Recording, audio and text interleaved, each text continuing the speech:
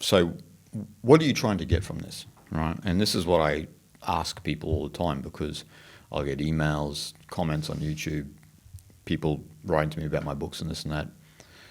They have a goal in mind, they have a direction that they want to get to, and then I kind of pose the question to them like, why are you trying to get something out of this, right? Because this is like an outlet for you to stop that type of thinking, rather than doubling down on that thinking, right?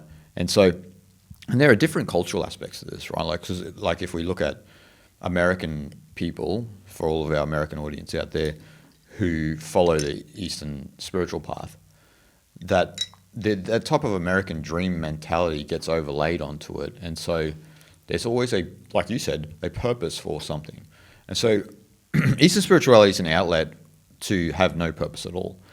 And so the messaging in America, for example, is that you can do it. Anyone can do it. You can achieve all of your goals. We all know this is BS, right? Like, we know we're not going to have as much money as Elon Musk. We're not going to create a social media platform like Mark Zuckerberg. We're not going to be a successful person like Oprah Winfrey, and so forth and so on, right? The gamut is huge. But the messaging in the States is that yes, you can. Yes, you can. You know what I mean? Yes, you can. It's the American dream. And it's all BS, right? It's BS. So the thing is, the difference is where these spiritual practices and philosophies came from in the East, that messaging doesn't exist, right? So like you and I have spent many years in India, for example. That messaging doesn't exist because people don't have lofty goals. They are happy with their own plight in life. And as a consequence, they are happier than people in America, Australia, South Korea, you name it, any developed country you can name, right? Because that messaging doesn't exist. So they're not looking far off in the distance. They're happy with what they have. You know, some of our great friends in India, our Chai friends in Tiruvannamalai, for example, the brothers, they don't have any lofty goals, like serving the best chai they can every day for the hundreds of people that come and visit every day. Usually you and I are there a few times a day, consuming multiple chais. But they don't care about, there's no vision, like in the West, you need to have a vision. And then spirituality, then New Age spirituality, the vision board. You have the vision board, the law of attraction and air quotes, which I pull apart in my book, The Science and Practice of Humility. And so you have all of this illusory sort of purpose and aim and drive that actually comes from social habits and cultural conditioning. Like I said, if you go to India, even if you went to China, I mean, China's not a very good example these days because it's communist, but pre-communism, when it was more Taoist, more Buddhist, it was the mentality was more similar to Indian mentality. And so this is the problem. Like, people are trying to get something out of it because they're treating spirituality as if it's a type of sort of self-improvement endeavor, sort of a platform where you can succeed, and people then start to think about spirituality in terms of like a computer game, levels, and people are in competition, and they've all missed the point, right? They've missed the point that this is an outlet where we can get rid of all of that thinking. No more competition. There's no levels to the game. You already are it. And so the seeking and the search doesn't have to exist, but it may be good for you initially, but in the end, you have to sort of realize that becomes an obstacle and it kind of holds you back, right? So on the spiritual path itself is the meaning. The meaning is not in the goal or the attainment. The meaning itself that we extract from the spiritual path is the path itself. And so if we were to read like Dattatreya, or we were to read Ashtavakra or Ribu and these type of Gitas, those sages are saying, why are you ascribing like a goal? Who is going to reach this goal? Reality is beginningless and endless. And so what we're talking about in this oneness of reality is this endless and beginningless state of consciousness, actually. And so we're giving you that opportunity to, align with that, abide in that, rather than, hey, I'm going to bring my habits over, my social conditioning into that, which is an oxymoron. Yeah, I think the shedding process itself is a huge, almost like 99% of the spiritual journey, I think. That habit that you're mentioning, to bring that habit into this spiritual path and this spiritual practice, and in return they are like expecting something to get, is a completely wrong way to go about. Whereas that shedding that habit, shedding that conditioning, that itself is already a huge part of the path.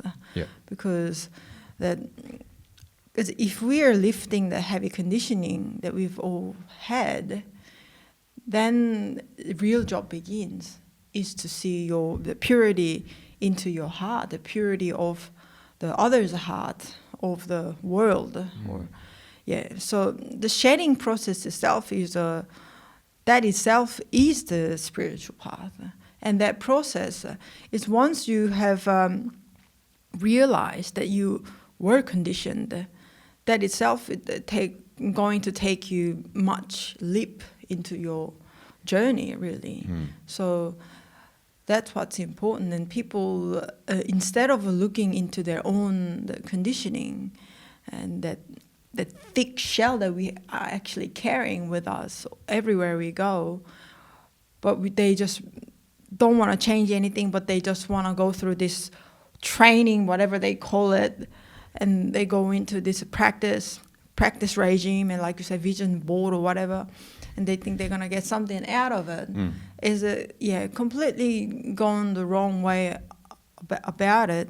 And the real way is to just to head, like go directly, right? That's right. And I think that brings a lot of deep thinking time on your own, I think. And you need to, I think, a lot of extreme honesty sessions with your own self is important. And just questioning everything, like it could be some other people might say that's how like a stupid question is that, but like something that we don't take it, anything that looks obvious is not obvious anymore. But that's the beginning of philosophical thinking. Yeah. You don't take obvious not obvious anymore, because asking, for example, why is the moon rise at night and how the sun comes? It's just a simple questions, but like you just exercise thinking, having a deeper thinking. That gets you to being able to seeing yourself differently, seeing the world differently. So that brings it into completely the different perspective of seeing the world, and that will eventually translate into the spiritual path that allows you to see in deeper layers of the teachings.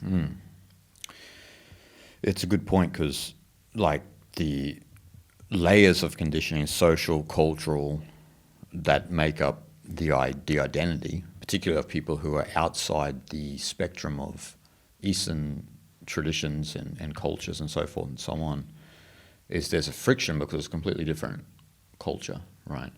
So, for example, it's almost similar and identical cultures if we go back in time. If we're talking about Hinduism compared to like the pagan traditions in Europe are very similar. Their way of thinking is very similar.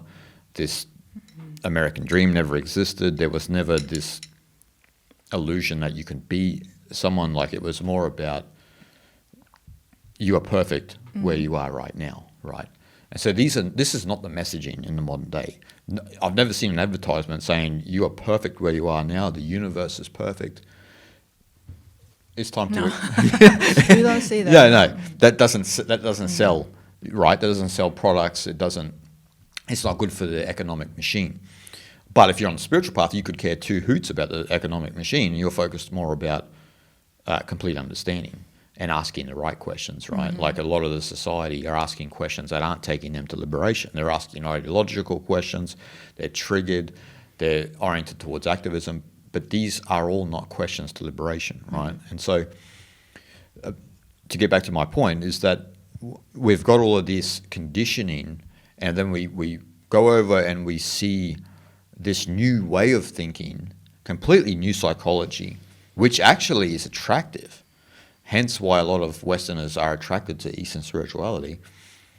But the vasanas are still strong for a Westerner, right? Or even someone from South Korea, right? Someone who comes from a developed country, let's say, and someone from South Korea go to Nepal or India, it's a completely different psychology. And so, but you still have these vasanas, and there's still this confusion, right? And you and I have experienced this in the years that we've been traveling, I've been lecturing, we've had tours and this and that. We often have, particularly people from Western countries, let's say mainly America, where there's a real confusion about purpose on the path and meaning, and it's because of their own conditioning that it can be harder to understand Eastern spirituality. Where if we talk to someone from Tamil Nadu in South India, it's like a duck to water. Hey, look, this makes perfect sense. Makes perfect sense because that's already their psychological aptitude, right?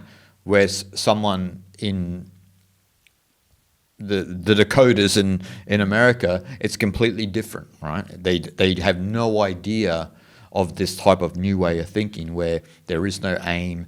You need to be happy with your own lot in life, because if you're not content with what you have now, you'll actually never be content, which is another, that's a contrasting opinion with Western society, because you should always be, as Freud said, you should be, humanity's discontents, you know what I mean?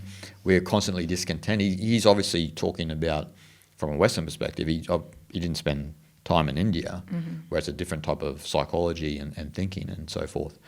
And so that becomes the big friction for people in Western societies in understanding Eastern spirituality, because there's always this confusion about purpose. And, you and I have heard it all, because there are so many questions people have for the reason because they still have a goal. They still have an aim at something. It's not used for what it should be used for, to give you a reprieve from that type of thinking. They don't have a reprieve from that type of thinking. And so they just kind of double down on that because the confusion arises, right? Like the confusion arises because they hear things such as Atman as Brahman, and though that may appeal to their own intuitive sensibilities, culturally, socially, it doesn't really quite sort of make sense to them. Like the questions come like, but what's my purpose in life then? What should I do in society? And these are all secondary questions. These are not questions that take you to freedom. If you knew Atman as Brahman, it wouldn't matter what you do. It wouldn't matter what your purpose is, because you already know that you are that.